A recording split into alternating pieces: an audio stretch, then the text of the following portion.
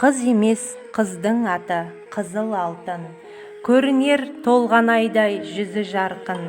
Үлкеннің алдын орап сөз сөйлемес, халқының сақтай білген ізгі салтын.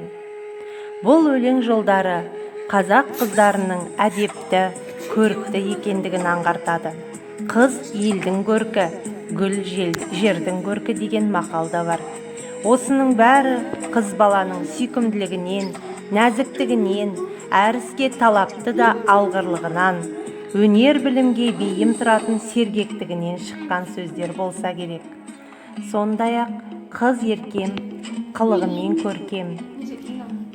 Қызда қылық болмаса, құр шырайдан не пайда деген қазақ мақалдары да аяулы қыздарымызға арналған. Табиғатынан нәзік, ибалы сұлу, әрі көркем келетін, екінші жағынан мықты, төзімді, батыл қыздарымызға не жетсін. Жібек, баян сынды қазақ аруларының жолын қуған қазіргі қыздарымыздың болмысы қандай, тәрбие қаншалықты берілуде.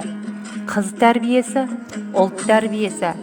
Бір қолымен бесікті, бір қолымен әлемді тербеткен болашақ аналар жайы әрбір ата-ананы толғандыруы тиіс.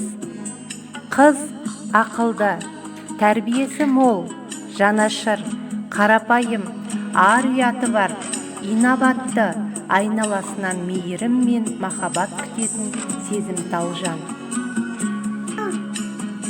Әдемі болыңдар, әсем болыңдар, сонымен бірге ақылды болыңдар, сұлу болыңдар, сымбатты болыңдар, сонымен бірге саналы болыңдар, инабатты болыңдар, ілтипатты болыңдар, сонымен бірге ұйымшыл болыңдар.